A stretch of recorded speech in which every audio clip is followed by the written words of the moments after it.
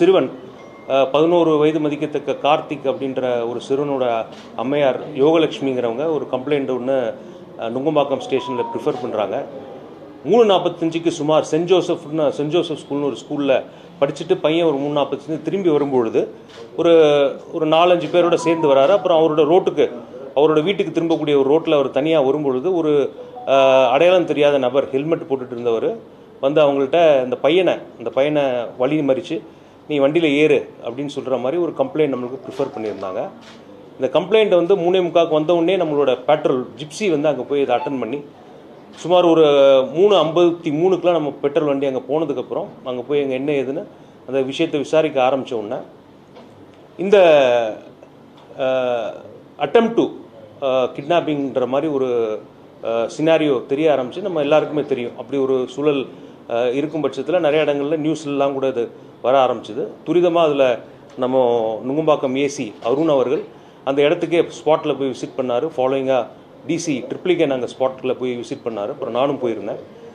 இதோட உண்மைத்தன்மையை அறியறதுக்காக ஒரு கிட்டத்தட்ட ஒரு 6 பிரத்யேக டீம்ஸ் இதுக்கு போட்டு கமிஷனர் இன்ஸ்ட்ரக்ஷன் பேரில் அடிஷ்னல் கமிஷனரோட இன்ஸ்ட்ரக்ஷன் பேரில் ஒரு 6 டீம் போட்டு இந்த சிறுவனோட கம்ப்ளைண்ட்டை முதல்ல யார் அந்த சிறுவனை வந்து வழிமறித்து தன் வண்டியில் ஏற சொன்னார் அப்படிங்கிற ஒரு உண்மையை தெரிஞ்சுக்கிறதுக்காகவோ இல்லை சிறுவன் பதட்டத்தில் வேறு ஏதாவது சொல்லிட்டாரோ அப்படிங்கிற ஒரு தன்மை தெரிஞ்சுக்கிட்டதுக்காகவோ ஒரு சிஎஸ்ஆர் 1/87/2024 உடனே பதிவு செஞ்சு இந்த நடவடிக்கையில் துரிதம் காவல்துறை இறங்கி அதில் கண்டுகொண்ட சில விஷயங்களை பற்றி நம்ம இன்னைக்கு பகிரணும்.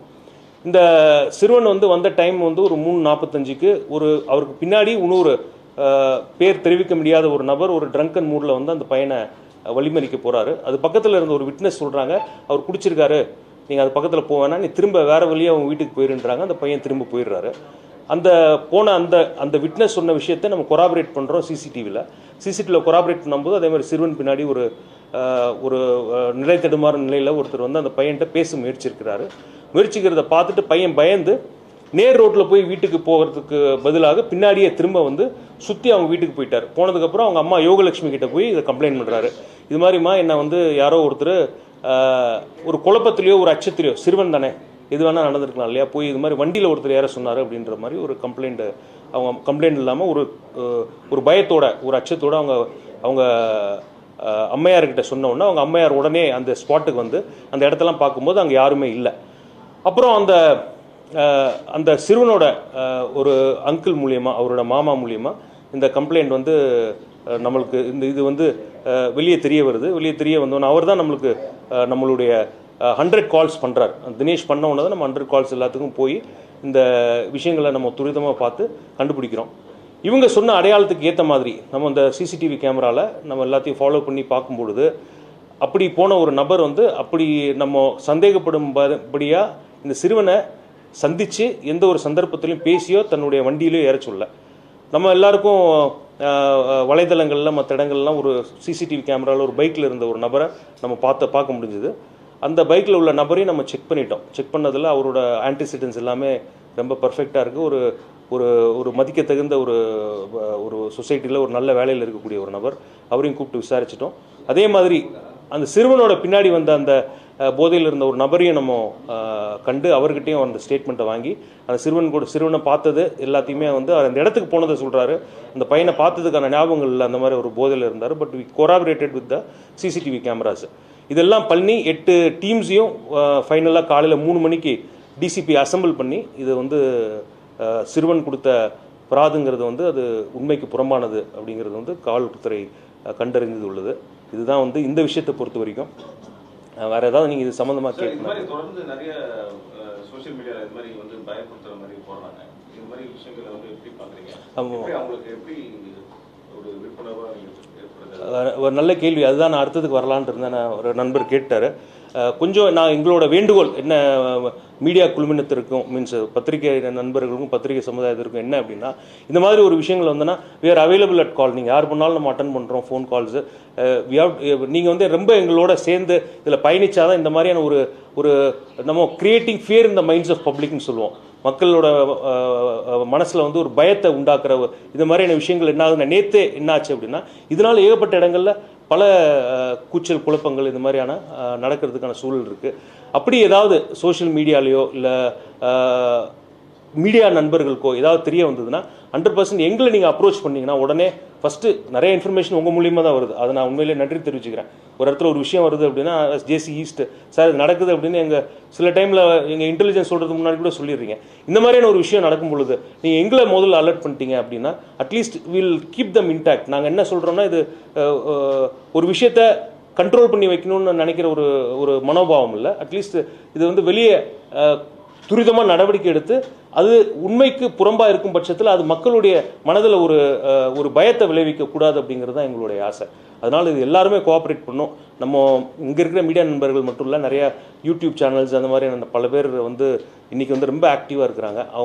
அவங்களுக்கு ஏதாவது ஒரு தகவல் எஸ்பெஷலி ஆன் திஸ் கிட்னாப்பிங் நீங்கள் எல்லாரும் கேள்விப்பட்டிருப்பீங்க. இந்த மாதிரி எனக்கு நம்பர்ஸ் தெரியல, சென்னையில் இப்போ ஒரு 2 வார காலங்களாக இது மாதிரி அச்சுறுத்தும் வகையில் நிறைய மெசேஜஸ் வருது. அதையும் கான்டாக்ட் பண்ணி போலீஸ் கரெக்டான விஷயங்களை கண்டறிஞ்சு உங்களுக்கு சொல்லிட்டு இருக்காங்க.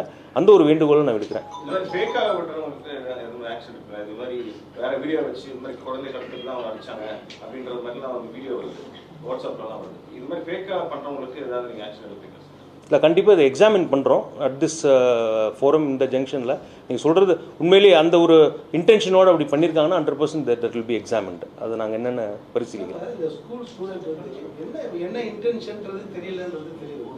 பட் இவ்வளோ ஒரு விஷயத்தை அவங்க பாட்டுக்கு ஃபோன் பண்ணி சொல்லிட்டு இவ்வளோ மொபிலைஸ் பண்ணி நீங்கள் after the investigation there is nothing in this complaint அப்படின்னு தெரிய வரும்.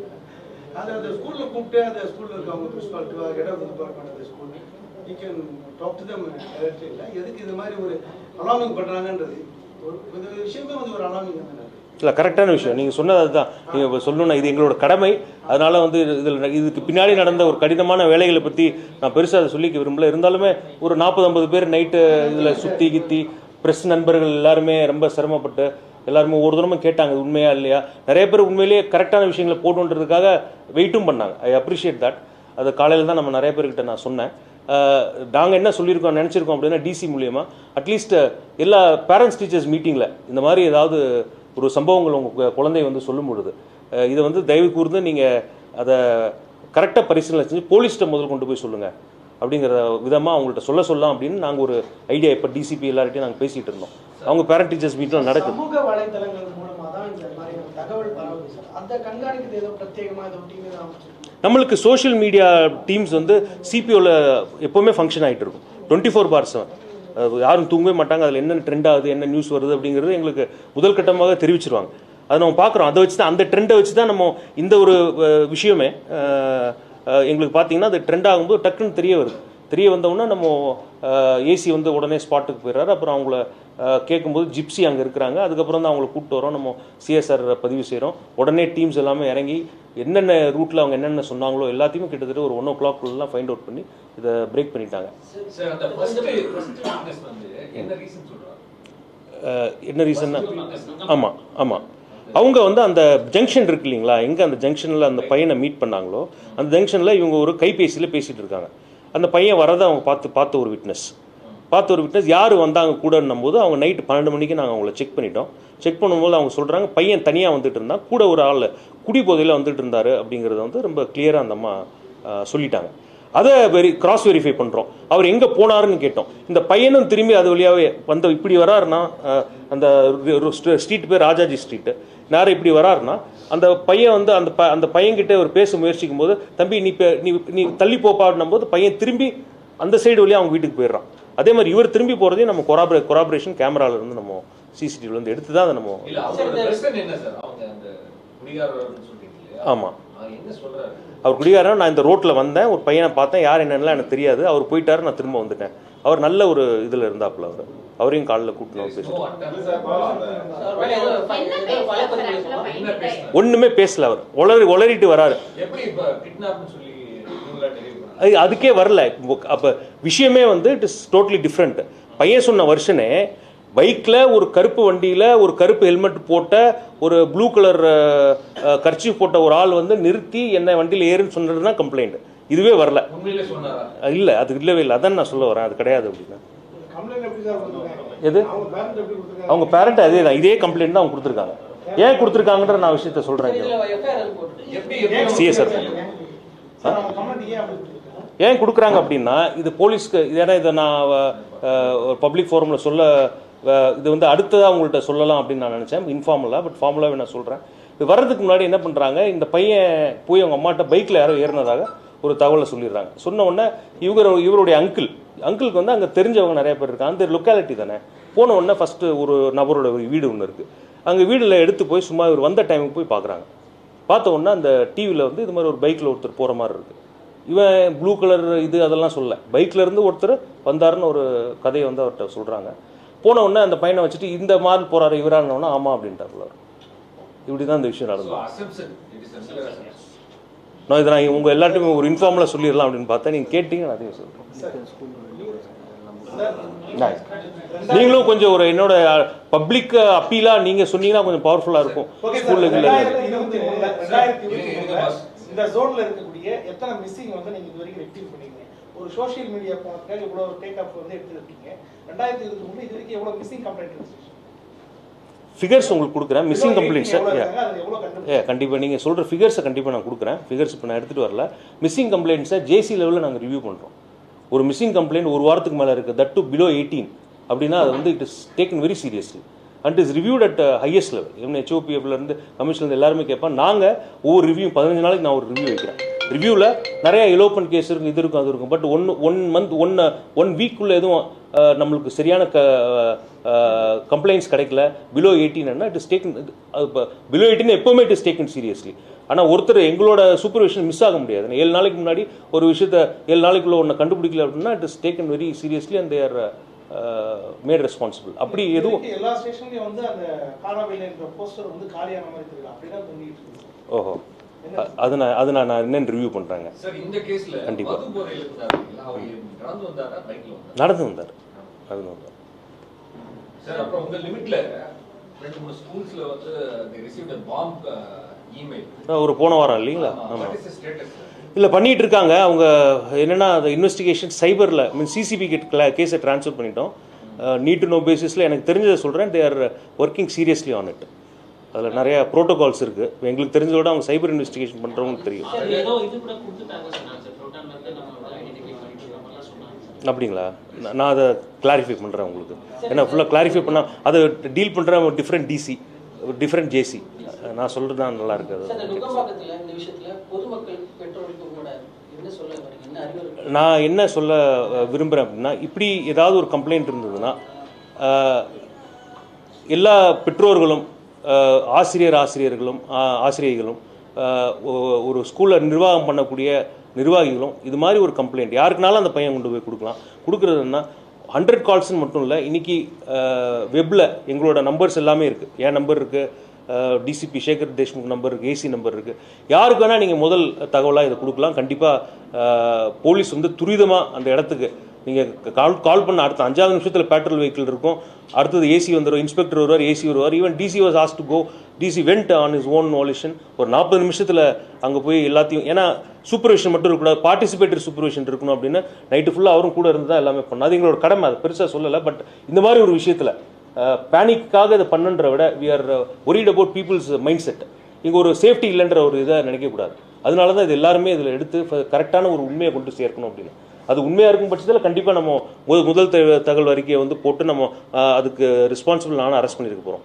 பட் ஆனால் இந்த விஷயத்தை கொண்டு போகணுங்கிற ஒரு ஒரு ஒரு ஒரு அவானால தான் உங்கள் எல்லாத்தையுமே நான் கூப்பிட்டது. என்னோட வேண்டுகோள் இதுதான். நாங்கள் எல்லாருமே அவைலபிள் 24/7 ஒரு ஃபோனு. எங்கள் நம்பர்ஸ் எல்லாருக்குமே தெரியும். இதெல்லாம் நீங்கள் இப்போ ப்ரௌஸ் பண்ணி பார்த்தாலே தெரிஞ்சிடும் ஜேசிஆர் டிசிஆர்னு. அப்படி எங்களுக்கு தகவலை கொடுத்தாங்கன்னா இது வந்து சமூகத்துக்கு ஒரு சேஃபான விஷயமும் கூட. அது புறையிலே ஆகும் பட்சத்தில் மக்களோட மனசில் வந்து ஒரு பீதி ஏற்படாது. அதுதான் என்னுடைய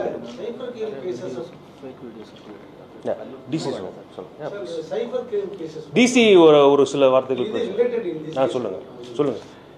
சைபர் கிரைம் கேசஸ் வந்து டிடெக்ட் பண்ணுறதுக்கு எல்லாரும் நடவடிக்கை எடுக்கிறாங்க. அந்தந்த ஜூரிஸ்டிக்ஷனில் டிசி ஆஃபீஸில் சைபர் கிரைம் பார்க்க 2 எஸ்ஐஸ் லெவலில் வச்சுருக்காங்க. பட் லேப் இருக்கிறது ஒன்லி நம்ம சிஓபி ஆஃபீஸில் மட்டும்தான். சிசிபி சைபர் கிரைமில் வச்சுருக்காங்க. சைபர் கிரைம் யூனிட்ல இருக்கு. ஆல் தி ஃபெசிலிட்டிஸ் இந்த பட் அந்த ஜூரிஸ்டிக்ஷன் டெப்டி கமிஷனர்ஸ் ஆஃபீஸர்ஸ் இருக்கிறவங்களுக்கு இன்ஃப்ராஸ்ட்ரக்சர்ஸ் இல்லை, டிடெக்ட் பண்ண முடியல அப்படின்னு அவங்க ஃபீல் பண்ணக்கூடிய ஒரு சூழல் தான் இன்னைக்கு இருக்கு. அவங்களுக்கு என்ன மாதிரி, ஏன்னா கம்ப்ளைண்ட் இன்ஃப்ராஸ்ட்ரக்சர் பண்ணி கொடுத்தா நல்லா இருக்கும், உங்களுக்கு ஈஸியாக இருக்கும். இல்லை இந்த சஜஷன் இப்போ இல்லை, நான் 2-3 வருஷத்துக்கு முன்னாடி நானும் நினச்சது தான். கண்டிப்பாக will take up this suggestion. அது ஒவ்வொரு இடத்துலையும் அவங்க இண்டிபெண்ட்டாக இருந்துட்டாங்கன்னா கிடைக்கிற விஷயங்கள் துரிதமாக கிடைக்கும். சமூக வலைதளம் இது போல இருக்க வீடியோக்களை நீக்கிறதுக்கான ஏதாவது நடவடிக்கை எடுக்கணுமா சார்? அப்படியே தான் இருக்கு இன்னமும் வீடியோஸ் அண்ட் ஆடியோஸ். இந்த மாதிரியான விஷயங்களை நிறைய இடங்களில் நீக்கியிருக்காங்க. இந்த ஒரு பர்டிகுலர் சர்க்கம்ஸ்டான்சஸ் கேட்டிங்கன்னா நம்ம ஒன்றும் பண்ணலை. பட் நிறைய அப்ஜெக்ஷனபிள் வீடியோஸ் வருது, இல்லை வேறு ஏதாவது பேனிக் கிரியேட்டர் மாதிரி வீடியோஸ் இருக்குன்னா அதை ரெக்வஸ்ட்லாம் கொடுத்து பண்ணுறாங்க போலீஸில்.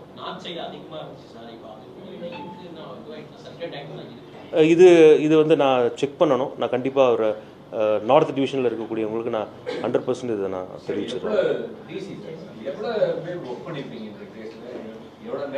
ஆல்ரெடி விஜய் சார் சொன்ன மாதிரி நாங்கள் 8 டீம் போட்டிருந்தோம். கிட்டத்தட்ட 40 பேர் இருந்தாங்க. நேற்று சாயந்தரம் இந்த கேஸ் ரிப்போர்ட் ஆன உடனே வேலை ஆரம்பிச்சது. விடிய காலையில் 2 மணி வரைக்கும் எல்லாம் கிளாரிட்டி வந்துருச்சு, என்ன நடந்தது, என்ன உண்மை, என்ன தவறு. ஸோ அதுக்கப்புறம் எல்லாம் விட்னஸஸ் வர சொல்லி அவங்களோட ஸ்டேட்மெண்ட் ரெக்கார்டிங் அந்த வேலை இப்போ வரைக்கும் நடந்துகிட்ருக்கு. ஸோ நைட்டு விதின் 12 ஹவர்ஸ் எல்லாம் கண்டுபிடிச்சிட்டோம் என்ன உண்மை என்ன தவறுன்னு. என்னோட வேண்டுகோள் உங்கள் மூலியமாக பொதுமக்களுக்கும் ஸ்கூல்ஸ்க்கையும் இன்னொரு தகவல் எங்களுக்கு என்ன வருதுன்னா, ஸ்கூல்ஸில் இருந்து கூட பேரண்ட்ஸ்க்கு இந்த மாதிரி தகவல் கொடுக்குறாங்க, இந்த மாதிரி கிட்னாப்பிங் வீடியோ இருக்குது, இந்த வீடியோவை அனுப்புகிறாங்க. பேரண்ட்ஸ்க்கு கொஞ்சம் அவங்க அவேர் பண்ணுறாங்க. அவங்களோட நோக்கம் வந்து பேரண்ட்ஸ் வந்து தெரிஞ்சுக்கணும் இந்த மாதிரி நடக்குது, கொஞ்சம் கேர்ஃபுல்லாக இருக்கணும் அவங்க ஸ்டூடெண்ட்ஸ் குழந்தைகள் பற்றி, அப்படின்னு ஸ்கூலோட நோக்கம். ஆனால் எங்களோட எக்ஸ்பீரியன்ஸ் பார்த்திங்கன்னா இந்த மாதிரி எல்லா செய்திகள் இது வரைக்கும் ஃபால்ஸாக தான் இருக்குது, தவறாக தான் இருக்குது. தயவுசெய்து இந்த செய்திகள், தவறான செய்திகள் ஸ்கூல்ஸும் சரி பெற்றோர்களும் சரி யாருமே நம்ப வேண்டாம். காவல்துறை காண்டாக்ட் பண்ணிக்கலாம். எங்களோட சோஷியல் மீடியா ஹேண்டில்ஸ் இருக்குது, அதில் நாங்கள் செய்தி போட்டுருவோம். இந்த மாதிரி ஏதாவது உண்மை இன்சிடென்ட் நடந்துச்சுன்னா அதில் தெரிய வரும். பட் இது வரைக்கும் இந்த மாதிரி எந்த இன்சிடென்ட்டும் நடக்கலை. இது எல்லாம் தவறு செய்திகள் இருக்குது.